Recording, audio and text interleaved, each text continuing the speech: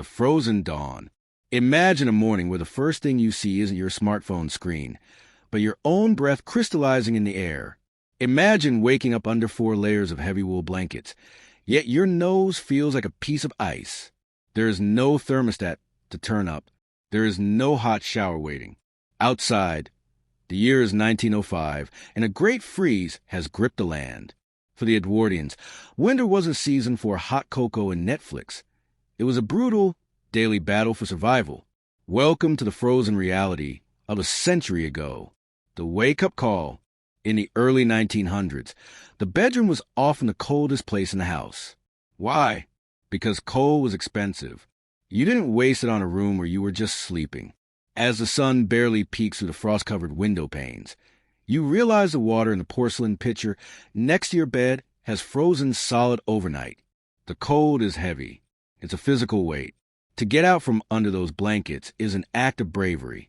Your floorboards are ice cold, and every step creaks in the silent, freezing air. This is the frozen dawn, the start of the 16-hour workday where your only goal is to stay warm enough to see tomorrow. The first task to fire the house is a tomb until the kitchen range is lit. In an Edwardian home, the range was the heart, the lungs, and the soul of the household. It provided the heat, the hot water, and the cooked food, but it was a demanding master. Before you can even think of warmth, you have to clean out the clinkers, the stony residue of yesterday's coal. Your hands are numb, your fingers stiff. You strike a match, a precious commodity, and nurse the kindling into a flame. It takes an hour for the kitchen to become bearable. Until then, you move like a shadow in the dark, shivering uncontrollably as your body tries to generate its own heat. The psychology of the cold. We often think of people in the past as tougher than us. While they were certainly resilient, the psychological toll was immense. The winter meant isolation. If the snow was deep, no one was coming to help. There was no radio, no telephone for the common farmer. The silence of a 1900s winter was deafening. You were alone with the cracking of the ice and the whistling of the wind through the ill-fitting door frames. Suggested titles for this series: The Great Freeze, 12 Days of Edwardian Survival, Life Before Heaters, How They Didn't Die in 1900, 90 Days of Ice, The Brutal Reality of History, The Art of Layering. In our modern world, we have smart fabrics, thermal tech, and lightweight down jackets that weigh less than a loaf of bread. But in the winter of 1905, staying warm was a heavy, itchy, and exhausting business. If you didn't dress correctly, the damp cold would seep into your bones, leading to rheumatism or worse, pneumonia, the captain of the men of death. To the Edwardians, clothing was a fashion statement. It was your primary armor against a hostile environment. Let's look at the layers that stood between a human being and a frozen grave. The base layer, the scratchy shield. Long before the morning tea was poured, the struggle began with a union suit or long johns.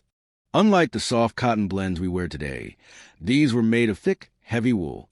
If you were poor, the wool was coarse and untreated, feeling like sandpaper against your skin. Why wool? Because the Edwardians understood a scientific truth.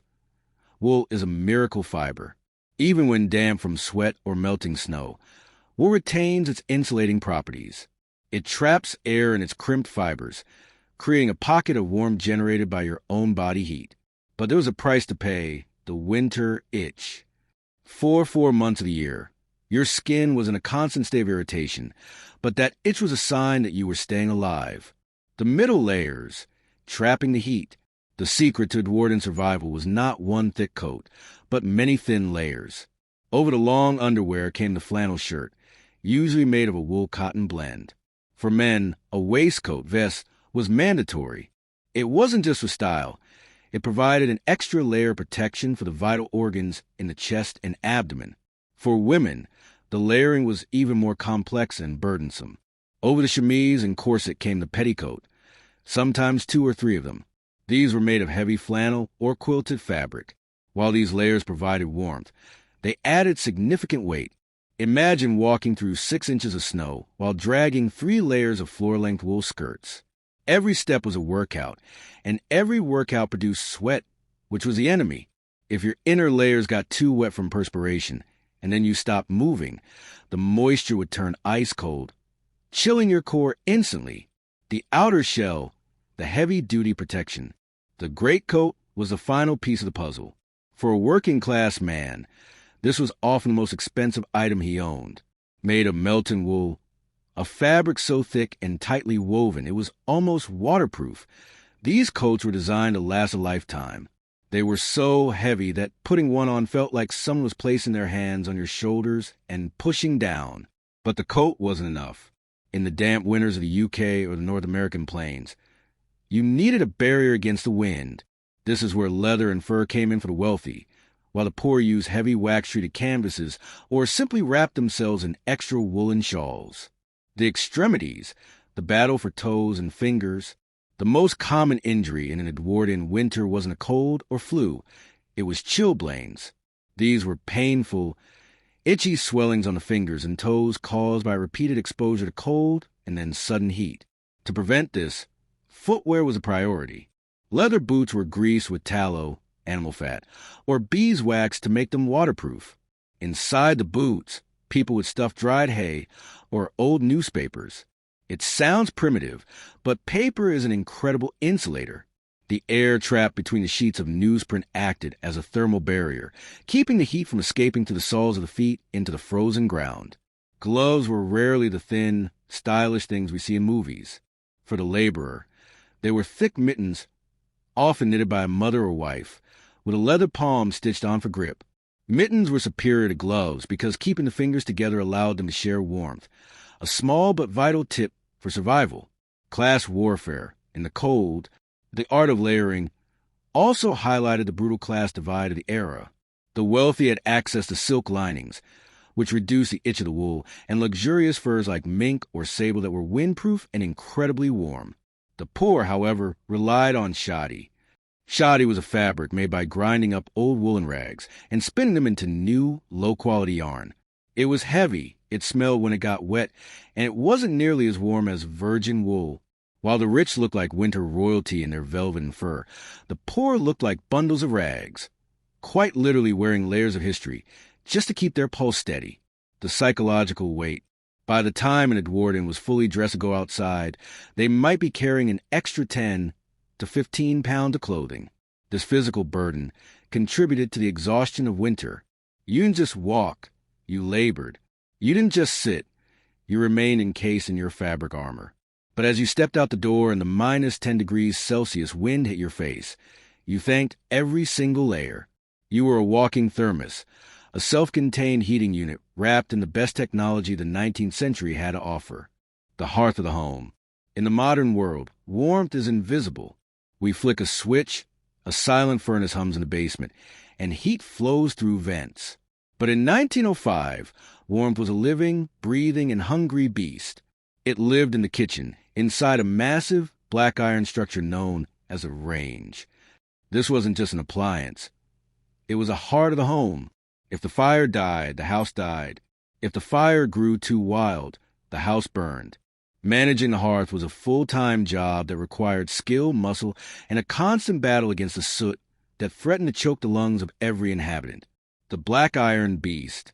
The Edwardian kitchen range was a marvel of Victorian engineering and a nightmare of maintenance. Made of heavy cast iron, it stood as a dark monument against the kitchen wall. It featured a firebox in the center, an oven on one side, and a water boiler on the other, for the woman of the house or the servant. The day didn't start with a cup of tea. It started with blacking the range. Every few days, the iron had to be polished with a graphite paste called black lead to prevent it from rusting in the damp winter air. It was back-breaking work that left your hands stained gray for days. But a clean range was a point of pride. It showed that even in the depths of a brutal winter, the household had not given up its standards. The fuel, black gold. In the early 1900s, coal was the lifeblood of the nation. Thousands of men toiled deep underground to provide the black gold that kept the country from freezing. For a typical household, the arrival of the coal man was the most important event of the week. He would carry heavy burlap sacks, weighing over 100 pounds each, down into the cellar. Coal was expensive. A sudden spike in prices during particularly harsh winter could mean the difference between eating meat or eating dry bread. Every lump of coal was counted. You didn't just throw a shovelful on the fire. You placed it strategically. You learned the language of the fire, how to bank it at night, so that a few glowing embers remained in the morning, saving you the struggle of starting from scratch with expensive kindling. The morning ritual of ash. Before a new fire could be lit, the remains of the old one had to be dealt with. This was the ash pit. Cleaning out the ash was the messiest job in the house. Fine, gray dust would rise into the air, settling on the furniture, the food, and into the lungs of whoever was cleaning it. This ash wasn't just waste, though. In the spirit of Edwardian frugality, it was often recycled. Sifted ash was used to soak up spills, mixed with night soil waste for the garden, or even used as a primitive abrasive to clean metal pots. Nothing was wasted because, in the winter, resources were too precious to throw away. The science of heat, the convection struggle. One of the greatest challenges of the 1900s was that heat didn't travel. The kitchen might be a sweltering 25 degrees Celsius, 77 degrees Fahrenheit because of the stove, but just 10 feet away in a hallway, the temperature dropped to near freezing. To combat this, Edwardians used draft excluders, long, snake-like bags filled with sand or sawdust placed at the bottom of doors. They understood that the hot air from the stove would rise and try to escape, while the heavy, cold air from outside would crawl along the floor like a ghost. Life in the winter was a constant movement between zones. You stayed in the kitchen as long as possible. When you had to move to the parlor or the bedroom, you did so quickly, carrying a hot brick wrapped in flannel or a copper bed warmer filled with coals to keep your hands from numbing. The hidden killer, carbon monoxide, with all the doors shut tight and every crack stuffed with rags to keep the heat in, a new danger emerged, the silent killer. Coal fires produce carbon monoxide in poorly ventilated houses, or if the chimney flue was blocked by soot or a bird's nest, the gas would build up. Edwardians didn't have digital detectors. They relied on common sense and traditional signs. If the family became unusually drowsy, or if the pet dog seemed lethargic, it was a sign to crack a window, even if it meant letting in the sub-zero air. The choice was often between freezing or suffocation. Many families went to sleep in a warm room and simply never woke up, victims of the very fire that was supposed to keep them safe. The sound of the hearth. There's a specific sound to an Edwardian winter. The rhythmic clink-clink of the coal shovel against the iron grate, the roar of the chimney when the wind caught it, and the occasional pop of a gas pocket in the coal. For the children of the house, the hearth was the center of their universe. It was where they did their homework by the flickering orange light, where they toasted pieces of bread on long forks, and where they listened to their elders tell stories of even worse winters from the past. The fire was more than a utility. It was a member of the family. It required feeding, cleaning, and attention, and in return, it provided the only thing that made the dark, frozen months bearable. Light in life. Conclusion of Part 3. But the fire was only half the battle. To keep the fire of the human body burning, you needed calories and lots of them. In a world where the milk froze in the bottle and the meat turned to stone in the larder, how did the Edwardians feed themselves? Breakfast of survivors. In our modern world, we often count calories to lose weight. In 1905, you counted calories to stay alive. A body living in a house with no central heating, performing manual labor in sub-zero temperatures, burns energy at a terrifying rate. To survive an Edwardian winter, you couldn't rely on a light salad or smoothie. You needed fat. You needed sugar. You needed heavy food that would sit in your stomach like a hot coal. Today, we explore the survival diet, the high-calorie fuel that powered the 12-hour workdays of a frozen century. The frozen larder. Before the sun was even up, the mistress of the house faced her first challenge, the larder. In 1905, there were no electric refrigerators, but in winter, the entire pantry became a freezer. This sounds convenient, but it was a nightmare. The milk didn't just get cold. It expanded as it froze, often pushing the cardboard cap off the bottle or cracking the glass. The butter was as hard as a brick, requiring it to be placed near the stove for 30 minutes before it was even spreadable. Worst of all was the meat. If you had a joint of beef or a ham hanging in the larder, it would be frozen solid. Cutting it required a saw, not a knife. Every meal required hours of pre-thawing near the kitchen range. The Edwardian kitchen was a constant cycle of defrosting, boiling, and stewing. The morning porridge, the foundation, the cornerstone of the Edwardian winter breakfast was porridge, but not the thin, watery version we see today. This was steel-cut oats. Boil for hours until it reached a thick, glue-like consistency. It was seasoned with a pinch of salt and, if you could afford it, a dollop of golden syrup or heavy cream. Oats were the perfect survival food. They are complex carbohydrates that release energy slowly throughout the morning. For a schoolchild walking 3 miles through the snow or a laborer heading to the docks, that bowl of porridge was their internal furnace. It provided a steady stream of heat as the body digested the dense grains. The power of fat, lard and dripping. If porridge was a foundation, fat was a fuel. In the early 20th century, fat wasn't a dirty word. It was a lifesaver. The most common spread wasn't expensive butter, but dripping. This was a cold, congealed fat left over from roasting meat. A thick slice of toasted bread, spread heavily with beef dripping and sprinkled with salt and pepper, was a standard breakfast or snack. To our modern palates, it sounds unappealing, but to a person whose core temperature was dropping, that animal fat was pure gold. It provided the dense calories needed to maintain thermogenesis, the process by which the body generates heat. Without adequate fat intake, the body would begin to shiver uncontrollably within hours of stepping outside, leading to rapid exhaustion. The tea ritual, liquid warmth. No Edwardian morning was complete without tea, but in winter, tea served a dual purpose. Yes, the caffeine provided a much-needed boost for the dark morning, but the primary function was internal heating. The tea was served scalding hot and loaded with sugar. Sugar was a quick-burning fuel, giving the body an immediate spike in energy to tackle the first chores of the day, like shoveling snow or carrying water.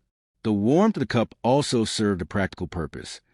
It was a way to thaw out frozen fingers before putting on work gloves. In many working-class homes, the teapot stayed on the corner of the kitchen range all day long, being topped up with hot water and fresh leaves, acting as a communal station for quick warmth. The struggle for protein. While oats and fats were plenty, fresh protein was a luxury in the dead of winter.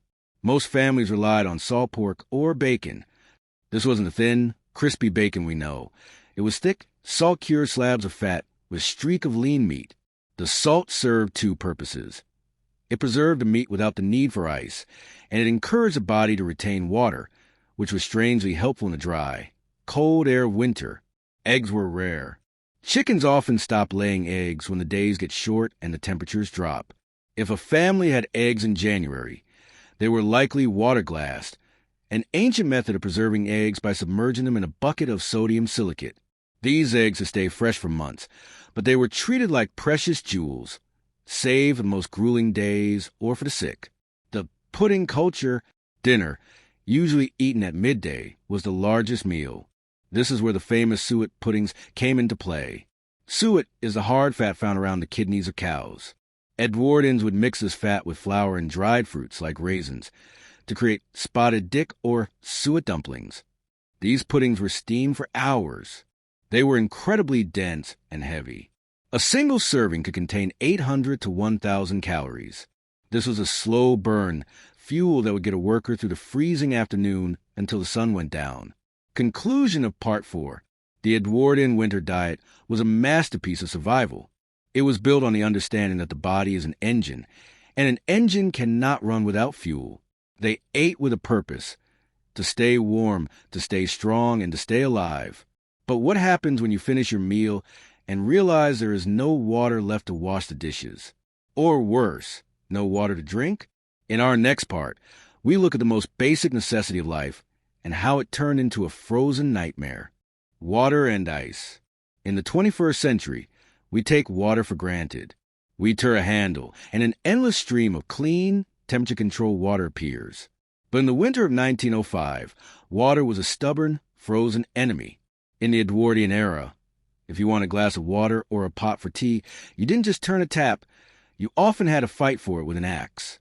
Today, we explore the frozen grid, the era where the most basic necessity of life could disappear overnight, trapped inside pipes of lead and wells of stone. The sound of the axe, the morning break, for the millions of people living in rural areas or small villages, water came from an outdoor pump or communal well. On a morning where the temperature had plummeted to minus 15 degrees Celsius, the scene at the village pump was one of communal struggle. The prime of the pump would have frozen solid. To get the water flowing, you had to perform a ritual. First, you brought out a kettle of boiling water, precious water saved from the night before, and poured it slowly over the iron neck of the pump. You waited for the ice to crack and melt within the mechanism. Only then could you begin the heavy, rhythmic pumping, and you had to be fast. If you pumped too slowly, the water would freeze again before it even hit your bucket. The sound of metal clanking and ice shattering was a true alarm clock of the Edwardian countryside, the nightmare of indoor plumbing. In the cities, modern plumbing was beginning to take hold, but it was primitive and ill-prepared for a deep freeze. Pipes were made of lead or cast iron and were often attached to the exterior of houses or buried just inches beneath the cold brickwork. When water freezes, it expands. In the winter of 1905, the sound of a thump followed by a hiss was the sound of catastrophe. A burst pipe didn't just mean no water. It meant that when the thaw finally came, your home would be flooded with freezing, muddy water. To prevent this, Edwardians would leave their taps dripping all night. They knew that moving water is harder to freeze than standing water. However, this led to a secondary problem. The drains would freeze, and by morning, your sink would be a solid block of ice, overflowing onto the floor. The thaw trap. If your pipes did freeze, the methods for thawing them were terrifyingly dangerous. The common solution was to take a flaming rag soaked in oil or a handheld blow lamp and run it along the lead pipes. In a house filled with wooden beams, hay-filled mattresses, and coal dust, this was a recipe for a house fire. Many Edwardian families survived the cold only to lose their homes to a fire started by a desperate attempt to get the water running again. The laundry ordeal. If obtaining water for drinking was hard, obtaining water for cleaning was an Olympian feat. Wash day in the winter was a multi-day battle. You needed gallons of water to wash the heavy woolen layers we discussed in Part 2. This meant hauling dozens of buckets from the pump, heating them on the kitchen range, which took hours, and then scrubbing the clothes by hand. The real heartbreak came when it was time to dry the clothes. You couldn't hang them outside. They would simply freeze into wooden shapes. A shirt hung on a line in 1905, it would become a flat, frozen board in minutes. If you tried to fold it, the fibers would snap. Most families had to hang their wet laundry on clothes horses inside the kitchen. This turned the only warm room in the house into a damp, humid, and claustrophobic jungle, with a smell of wet wool and coal smoke mixed into a thick, suffocating air. The harvest of ice. While the average person struggled with ice, for some, the ice was a crop. Before the invention of electric refrigeration, ice was harvested from ponds and rivers. Men with long, jagged saws would venture onto frozen lakes, cutting massive blocks of ice that were 2 feet thick. These blocks were hauled by horse-drawn sleds to ice houses, deep underground pits lined with straw and sawdust. Remarkably, if the blocks were packed tightly enough, the ice would stay frozen all the way through the following summer. In 1905, the ice that froze your pipes in January was the same ice that would cool a wealthy man's drink in July. The ice harvesters were the unsung heroes of the winter, working in the most dangerous conditions, often falling through thin ice just to secure this frozen commodity. Hygiene and the sponge reality. Because water was so difficult to transport and heat, full-body baths were rare in the winter. Most people practiced the sponge bath. You would stand in front of the kitchen fire with a small basin of warm water and a rag, washing one section of your body at a time, while the rest of you shivered in the cold air. This lack of water usage wasn't just about laziness. It was about survival. Every drop of water used for washing was a drop of water that had to be hauled, heated, and paid for in coal. In the hierarchy of winter needs, thirst and warmth always sat higher than cleanliness. Conclusion of Part 5. As the sun began to set at 4 p.m., the struggle for water would pause, but the struggle for work continued. For the Edwardian man, the frozen world wasn't just a home, it was a workplace. Whether you were a farmer, a dock worker, or a postman, the ice didn't mean a snow day. It meant your job just got 10 times harder. Out in the element. In our era, a heavy snowstorm often means a remote work day or a canceled school bus. But in 1905, the world did not stop for the snow. There were no snowplows, no salted roads, and no heated cabins and trucks. If you were a laborer, a farmer, or a postman, the Great Freeze wasn't an excuse to stay inside. It was a challenge that tested the very limits of human endurance. To stay home was to lose your wages, and to lose your wages was to starve. Today, we step outside the home and into the brutal reality of the Edwardian outdoor workspace. The silent streets. The first thing you would notice about a 1900s winter morning was the sound, or rather, the lack of it. Snow acts as a natural acoustic insulator, but the silence was also due to the lack of machinery. The only sounds were the crunch-crunch of heavy boots on packed ice and the rhythmic jingle of horse harnesses. The roads were treacherous. In the cities, the mixture of snow, horse manure, and coal secreted a slippery, black slush known as clutch. Walking through it was an exercise in balance. If you fell, you didn't just get wet. You were covered in the filthy remains of the city's industrial waste. For the street sweepers, their job became a nightmare of moving heavy, frozen piles of this sludge just to keep the main thoroughfares open for the horse-drawn omnibuses. The burden of the horse. In 1905, the world ran on horsepower, literally. Horses were the engines of the economy, and in the winter, they suffered more than the humans. A horse slipping on the ice was a catastrophe. If a horse broke a leg, it was usually a death sentence for the animal and a financial disaster for the owner. To combat the ice, blacksmiths were kept busy day and night fitting frost nails or calkins to horseshoes. These were sharp metal studs that acted like cleats, digging into the ice to provide grip. But even with these, the effort of pulling a heavy load through the snow was immense. You would see horses with steam rising from their bodies like locomotives, their breath forming thick icicles on their muzzles. The horse watering troughs became frozen blocks, and kind owners would carry buckets of warm mash and ale to keep their animals' internal temperatures up. Farming, the endless chore. For the farmer, winter was not a time of rest. While the crops were dormant, the livestock were in constant danger.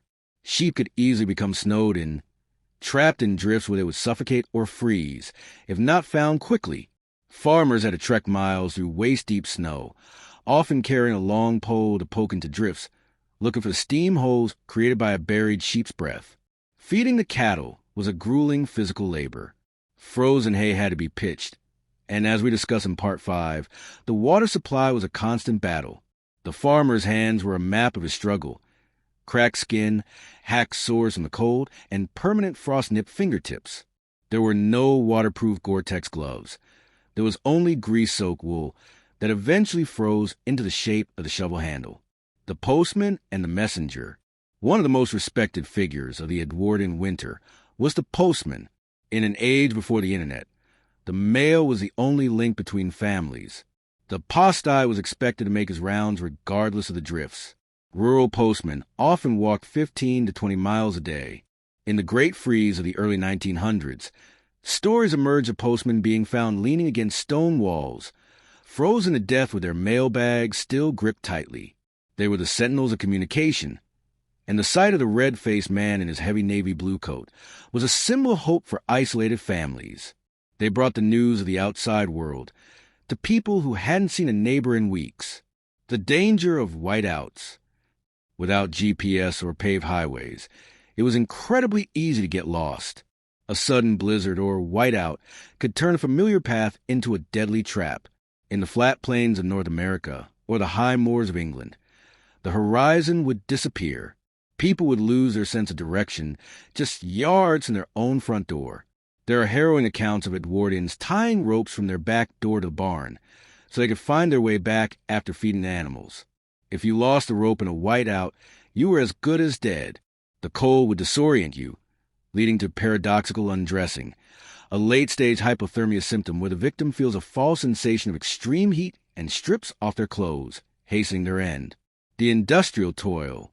In the industrial north, the mill girls and iron workers faced a different kind of cold.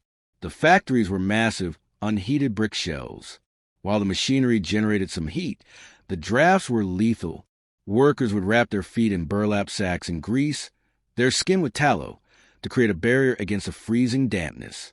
The transition from the scorching heat of a blast furnace to the sub-zero air outside caused shivers so violent they could break teeth. Conclusion of Part 6. By midday, the outdoor worker was exhausted, damp, and hungry. The art of layering we spoke of in Part 2 was now a heavy, wet burden. But as the pale winter sun began to dip toward the horizon, often as early as 3:30 p.m., a new fear set in. It wasn't just the cold anymore. It was the dark. In our next part, we look at the most vulnerable members of the society, the children and the elderly, and how they survived the nights when the mercury dropped to levels that modern thermometers would struggle to measure. The vulnerable. In the winter of 1905, the survival of the fittest wasn't just a theory, it was a nightly reality. While a healthy adult might endure a night in a freezing room with nothing but shiver, for the very young and the very old, the cold was a silent predator. In an era before antibiotics, a simple chest cold in December could become a funeral in January. Today, we look at the quiet, desperate measures taken to protect the vulnerable, those whose internal fires weren't strong enough to fight the great freeze on their own. The nursery, a battle for breath. In the Edwardian home, the nursery was often tucked away in the attic or far corner, rooms that were the hardest to heat. For a mother, winter was a season of constant anxiety. Infant mortality rates spiked during the winter months. The main culprit wasn't just the temperature, but croup and bronchitis. The air in these homes was incredibly dry because of the coal fires, which irritated tiny lungs. To combat this, mothers used bronchitis kettles, long-spouted pots that sat on the fire, sending a constant stream of steam into the room to keep the air moist. If a baby started to wheeze, the remedy was vapor capping or goose grease. A child's chest would be rubbed with thick animal fat and then covered with a warm flannel cloth to seal in the heat. It was messy, it smelled, but it was the only barrier against the congestion that claimed so many lives. The hot brick and the bed warmer. Go to bed was the most dangerous time for the elderly. As the body ages, its ability to regulate temperature weakens. In a room where the temperature might drop to 2 degrees Celsius 35 degrees Fahrenheit, a senior citizen could easily slip into hypothermia while they slept. The solution was a range of preheating tools. The most common was the hot water bottle. But in 1905, these were made of heavy stoneware or ceramic, not rubber. They were effective but heavy. If you accidentally kicked one in your sleep, it was like being hit by a brick. For those who couldn't afford ceramic bottles, a literal brick was used. A brick would be placed in the oven of the kitchen range all evening until it was glowing with heat. It was then wrapped in multiple layers of old flannel or a thick wool sock and tucked into the bottom of the bed. This hot brick will provide a steady, radiating warmth for 6 to 8 hours, just enough to keep the blood flowing in elderly toes until morning sun rose. The old folk in the chimney corner. In the social hierarchy of the Edwardian winter, the elderly were given the place of honor, the chair closest of fire, known as the chimney corner. They would spend the entire day there, often wrapped in shoulder shawls and lap rugs. Movement was difficult. Arthritis and rheumatism were rampant, and the cold made joints feel like they were filled with broken glass. The elderly would often sit for hours, performing light chores like mending socks or peeling potatoes, staying as close to the coal stove as humanly possible. They were the keepers of memory, telling stories of the great snow of 1881 to the children, teaching the younger generation that while the current winter was bad, they had survived worse. School, the cold commute. For children, the struggle was a journey. Most children walked to school, regardless of the weather. There were no puffer jackets. Girls wore thin cotton stockings and woolen coats, while boys wore short trousers, even in winter, with long wool socks. The schoolhouse itself was often a drafty stone building with a single pot-bellied stove in the center. If you were lucky enough to sit in the front row, you were toasted. If you sat in the back, your ink would freeze in the inkwell. Teachers would often have the children perform drills, jumping jacks and arm swinging, every hour just to keep their circulation moving so they could hold their pens. the captain of the men of death. We cannot talk about the vulnerable without talking about consumption, tuberculosis. In the 1900s, it was the leading cause of death. The irony of the Edwardian winter was that while people huddled together for warmth, they were inadvertently spreading germs in poorly ventilated rooms. The cold weakened the immune system, and the coal smoke irritated the lungs, making people ripe for infection. For the elderly, a winter cough was often the beginning of the end. Families would watch their loved ones grow thinner and paler as the months went by, praying for the spring thaw to bring some relief. Often, the thaw came too late. Class and survival. Class played a brutal role in who survived. In the workhouses, places for the poor, the elderly were often given only the bare minimum of coal and blankets. In contrast, the wealthy elderly had foot warmers lined with fur and rooms heated by multiple fireplaces. The vulnerable poor had to rely on parish relief, small donations of coal or blankets from the church. To be old and poor in 1905 was to live in a state of constant, shivering prayer. The psychological shield. Despite the physical danger, there was a psychological resilience. Children were taught from a young age that feeling the cold was a sign of weakness. They were encouraged to brave it out. This stiff upper lip attitude was a survival mechanism. If you accepted that the cold was your master, you would lose the will to fight. By treating the winter as a character-building exercise, the Edwardians managed to keep their spirits high even when the thermometer was low. Conclusion of Part 7. Protecting the vulnerable took every ounce of the family's energy. But even with the fire going and the bricks heated, there was one thing you couldn't avoid: the basic call of nature.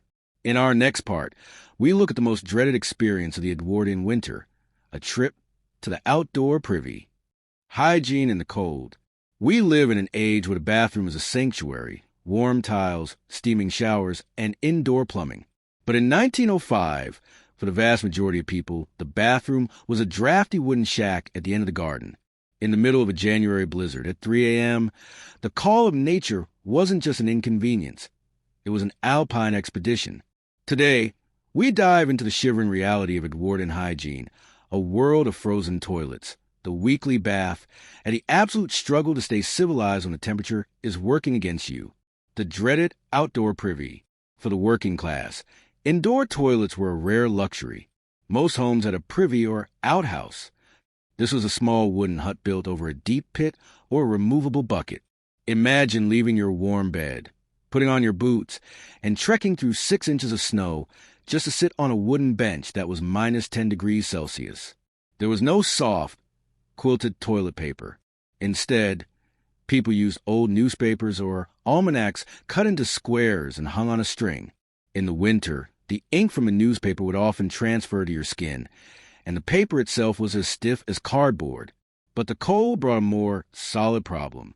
In a deep freeze, the contents of the pit or bucket would freeze solid. This meant the night soil men, the workers who came to empty the toilets, couldn't do their jobs. Families would have to pray for a slight thaw just so their waste could be removed. The chamber pot, the indoor alternative. Because the trip to the outhouse was so brutal, every bedroom had a chamber pot or jerry kept under the bed. This allowed you to avoid the midnight trek through the snow. However, this came with its own set of problems. The smell was contained by a ceramic lid. But in the morning, someone had to carry the slops downstairs, through the kitchen, and out to the privy to empty them. In a particularly cold room, the contents of the chamber pot would actually freeze overnight. Breaking the ice on a chamber pot is a historical reality that most period dramas conveniently forget to show, but was a standard morning chore for the Edwardian housewife or housemaid. The once-a-week bath. In our modern world, we shower daily. In 1905, a full-body bath was a major production that happened once a week, usually on Saturday night. So the family would be clean for church on Sunday. The process was exhausting. First, you had to haul the tin bath out from its hook in the scullery and place it in front of the kitchen range. Then, you had to boil gallons of water on the stove. This took hours. Because coal and water were expensive, the family would share the same bath water. The father, as a breadwinner, usually went first, then the mother, and finally the children in order of age. By the time the youngest child got in, the water was gray, soapy, and lukewarm at best. To stay warm, you had to keep your upper body out of the water and wrap a towel around your shoulders while you scrub your legs. The moment you stepped out of that tin tub, the cold air hit you like a physical blow. You had to dry off and get into your flannel nightgown as fast as humanly possible before your skin turned blue.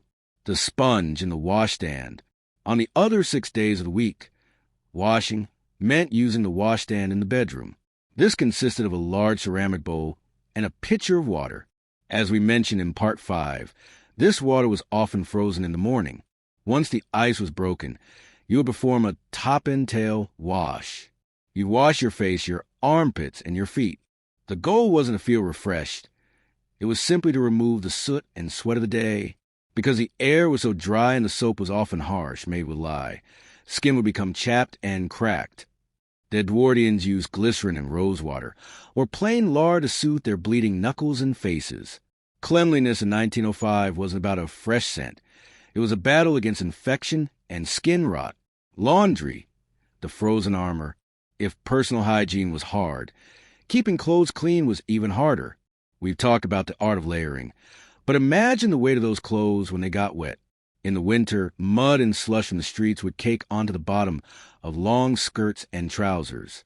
Since you couldn't wash heavy wool coats every week, people relied on brushing. Every night, you would use a stiff bristle brush to scrape off the dried mud and horse manure from your coat.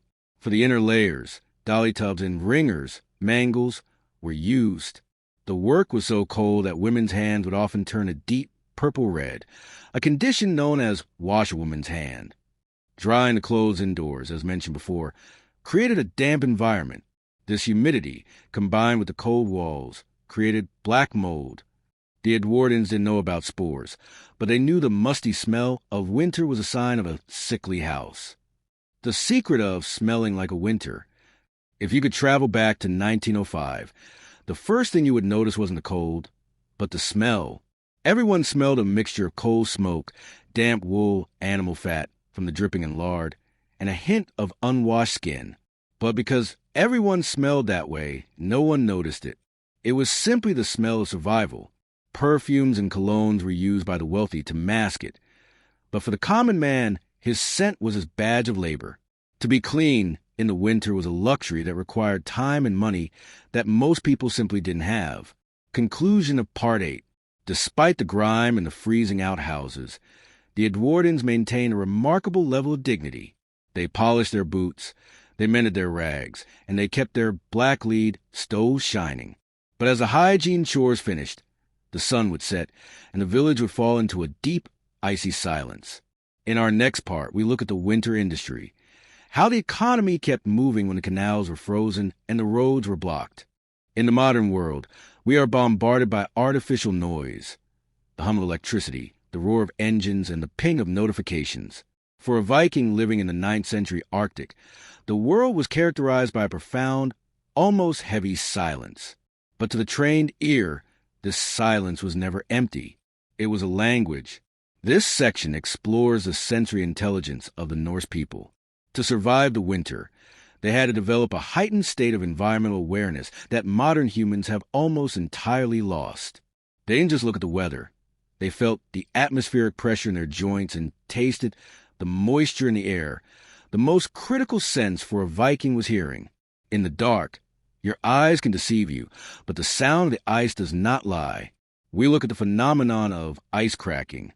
When temperatures drop rapidly, the ice on a fjord or lake contracts and shatters with sound like a gunshot. A Viking hunter could tell the thickness of the ice and the direction of a developing crack simply by the pitch of sound. This was the difference between a successful crossing and a freezing death in the black water. Furthermore, the howl of the wind to the turf walls of the longhouse served as an early warning system. They could distinguish between a passing squall and the great white death, a blizzard that could last for days. Their sense of smell was equally refined. In an era before chemical pollutants, the air was a canvas of scents.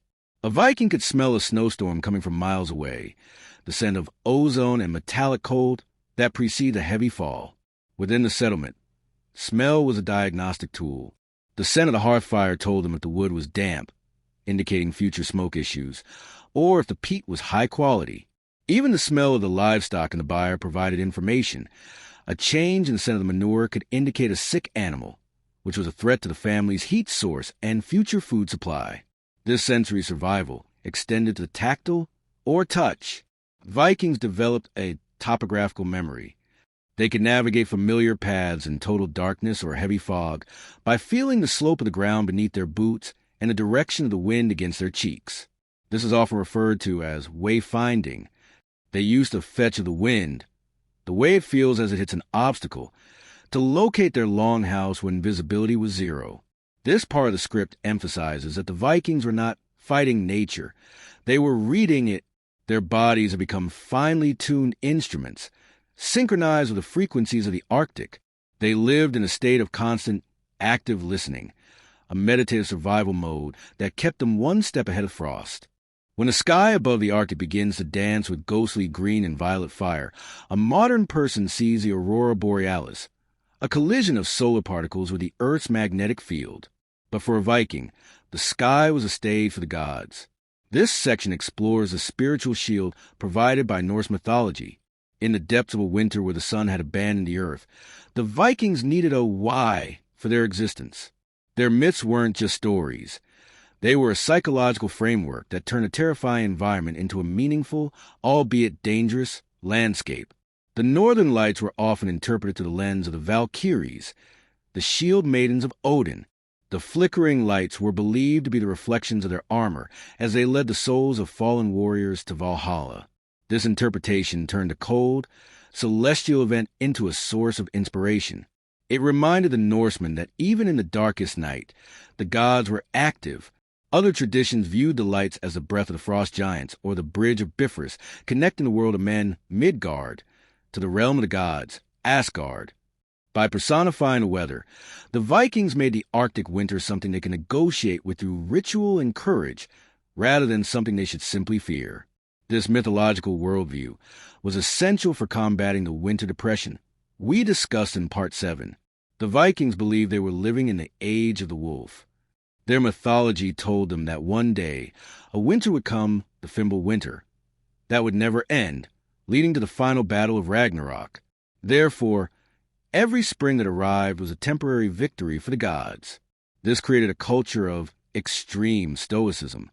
If the gods themselves were destined to die fighting the cold and the monsters, then a mortal man could surely endure a few months of darkness. This warrior ethos was applied to everyday survival. Stoking the fire was a sacred act. Tending the cattle was a duty to the clan. Enduring the hunger was a test of spirit. We also examined the role of the seeress or vulva. During the winter, she would perform seer, a form of shamanic ritual. In the dim, smoky light of the longhouse, she would enter a trance and travel to other worlds to ask the gods when the thaw would come. These rituals provided a social placebo. They gave the community hope and a sense of control over an uncontrollable environment. The script highlights that survival is 10% physical and 90% mental. The Vikings' ability to see dragons in the sky and gods of wind provided the psychological armor necessary to prevent the cold from freezing their hearts. They didn't just survive the winter. They transformed it into an epic poem.